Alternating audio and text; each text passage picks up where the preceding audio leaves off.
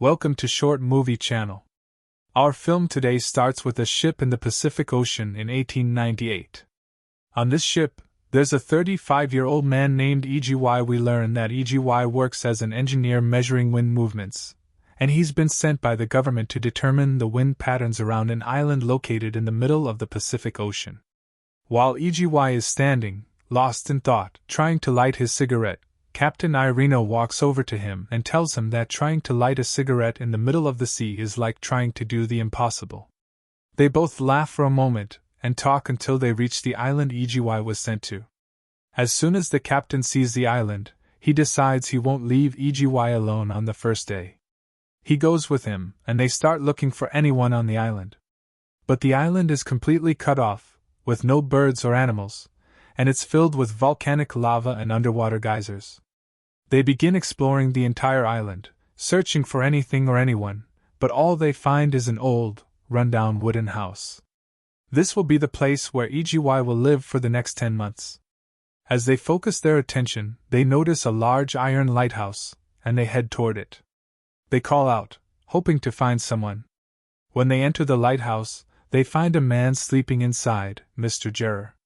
It turns out he's the only person on the island, and he knows all its secrets. However, he's a strange character with even stranger behavior, not to mention that he's always naked, which doesn't make much sense. EGY tries to ask Gerrer about anything related to the island or even about the engineer who worked before him, but Gerrer refuses to answer. All he says is that the previous engineer died. The captain takes EGY to the grave, telling him that he can go back with him and refuse to work, but EGY insists on completing his job as planned. EGY says goodbye to the captain, who seems worried about leaving him there, and hands him a gun, but EGY refuses to take it. He knows he'll only be there for a limited time to measure the winds and will return afterward. EGY is amazed by everything on the island and its beauty. He enters the wooden house he'll be staying in and starts unpacking his belongings. While organizing everything, he finds a strange book. He starts flipping through it but is shocked when he discovers that the book talks about strange creatures and bizarre beings in the heart of the island.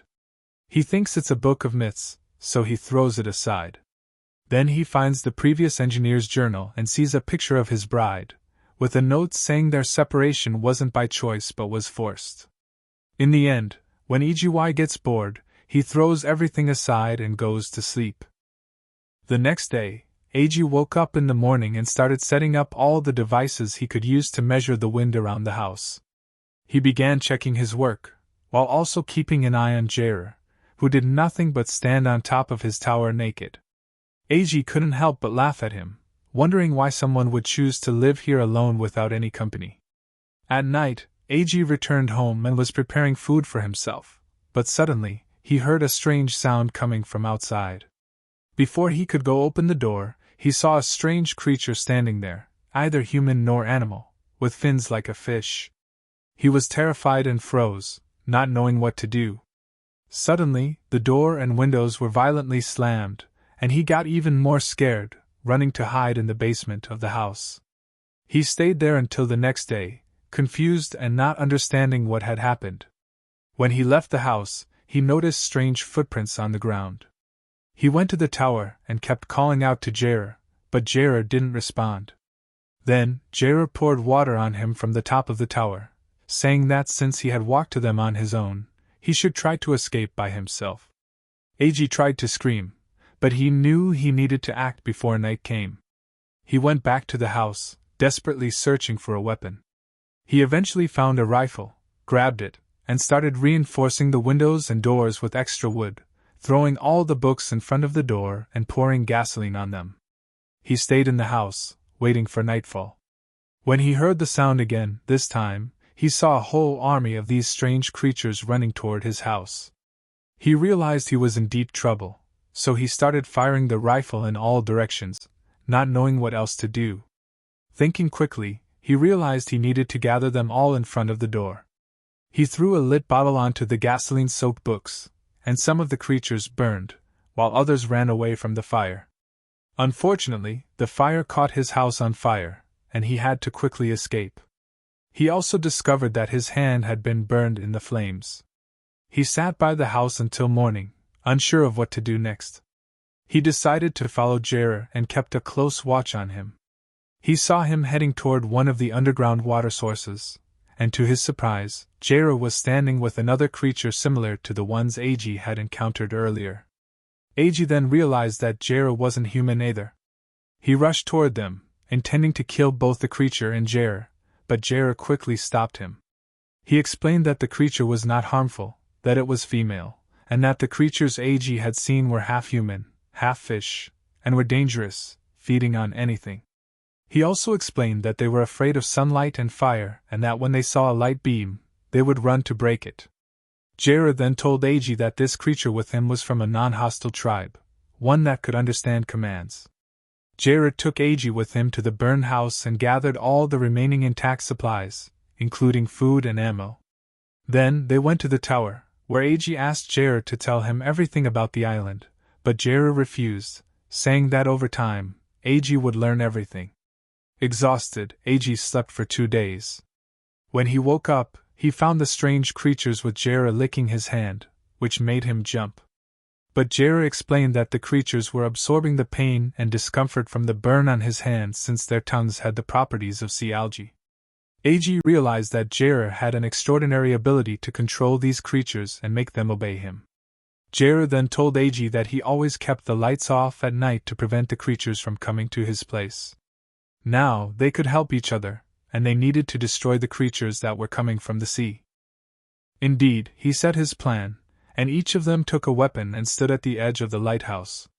They fired a shot with the distress pistol, and when they turned on the light, creatures emerged from all directions in the sea and began approaching the lighthouse. However, Jera was able to control them with his rifle and the pistol he had. When Eiji arrived, he couldn't even fire a single shot, and Jera yelled at him. The next day, Jera shouted at Eiji, telling him that because of his stupidity, they could have all died. They also learned that these creatures disappear before dawn. Jera told Eiji he had one more chance, and if he failed, he would be kicked out of the lighthouse and left to the creatures to devour him. At night, Eiji gathered his strength, grabbed his weapon, and stood with Jera, and they started shooting.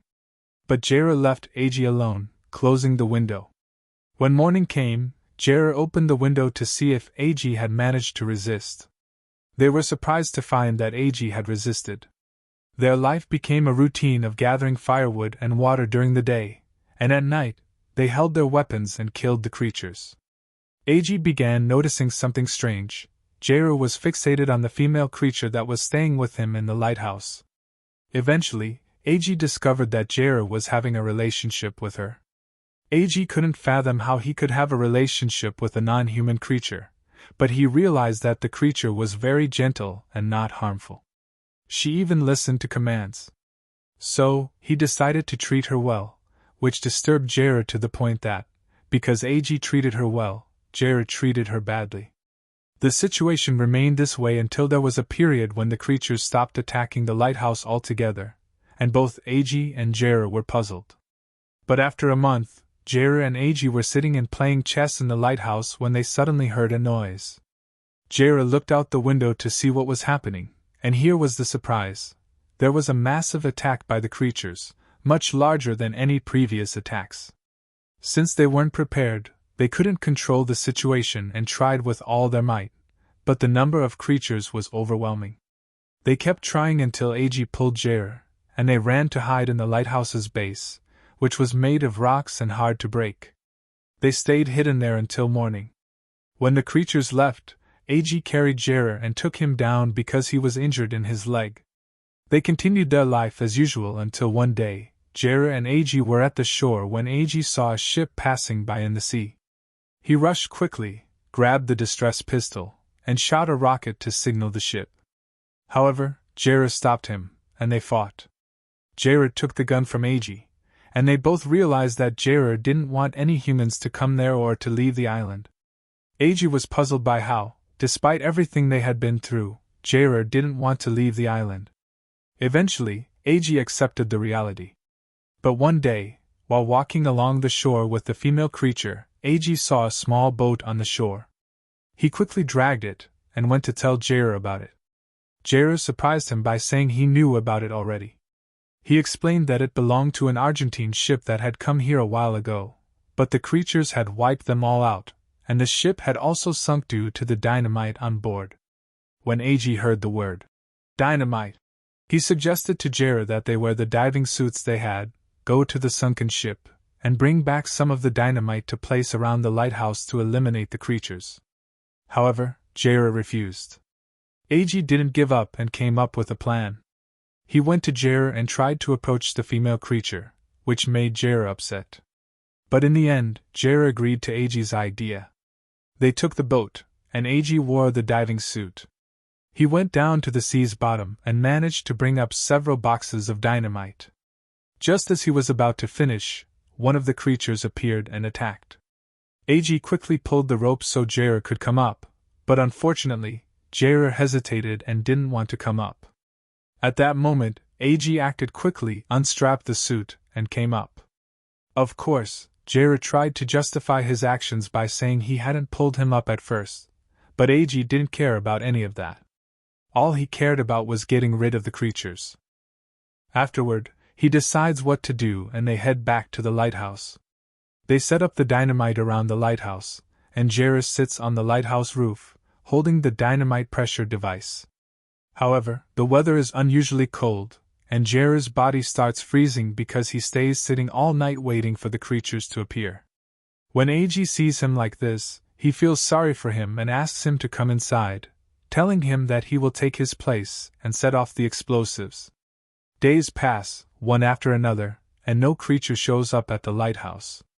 Jair gets angry and says that she must have told them. He then starts beating the female creature with all his strength for a while. But A.G. gets upset and defends her, telling Jair to turn on all the lights and open the door. A.G. does so, and in less than 10 minutes, all the creatures emerge from the sea and enter the lighthouse. A.G. starts doing what he can, telling Jair to set off the dynamite. Jair pulls the fuse but is shocked when the dynamite doesn't work. A.G. runs quickly to the edge of the lighthouse, grabs the dynamite, and continues pressing it until it works, thinking of the first bomb. But Jair strikes the second bomb. After a few hours, A.G. wakes up to find Jair unconscious. He goes down to see what happened and finds all the creatures dead, and the ones still alive are barely hanging on. Jair comes down after recovering and continues killing any creatures he finds still alive. As for the female creature, she disappears and doesn't appear again. Jair stays in the heart of the lighthouse, thinking about where to get new, stronger weapons to kill any other creatures that may show up. Meanwhile, A.G. keeps watching Jair, feeling that he's an unnatural person, not mentally stable. One night, as A.G. sits next to him while he's asleep, he notices a picture in Jair's pocket. It's a picture of a bride and groom, and the bride is the same one A.G. saw before in the former engineer's journal. A.G. then realizes that Jair is the former engineer and that he didn't die. He's still on the island because the forces that sent him abandoned him, just like they did with A.G. A.G. writes that Jair is insane, which is why he refuses to leave. A.G. feels that these creatures have a backstory, and that Jair's story isn't entirely true. A.G. then starts collecting stones from the ground and arranges them in a circle, placing inside it the toy boat that the female creature loved. Sure enough, one of the creatures appears, but it's small, and then more creatures show up, including the female one. The surprise is that these creatures don't harm A.G. At that moment, A.G. realizes that they're not harmful and that all their attacks were meant to free the female creature because Jair had kidnapped her. At this point, Jair shows up, holding a gun, trying to kill the creatures, but A.G. stops him, and they both realize he knows the truth. Jair runs off, his madness obvious, heading for the lighthouse with all the creatures chasing after him, dragging him, and killing him. A.G. hides until it's all over. Years pass, 1, 2, 3, and no one comes to ask about A.G. Eventually, he becomes a quiet, silent person, and starts forming relationships with the creatures just like Jair did. 13 years later, a new engineer arrives to take over the wind measurement work and goes to the lighthouse to ask A.G. about the former engineer. A.G. answers with the same response Jair gave him before and says that the engineer is dead. The story repeats itself with new protagonists, And it's as if the island is cursed, with no one who enters ever leaving. And that's the end of our film today. I hope you enjoyed it with us. Don't forget to like and subscribe if you liked the video.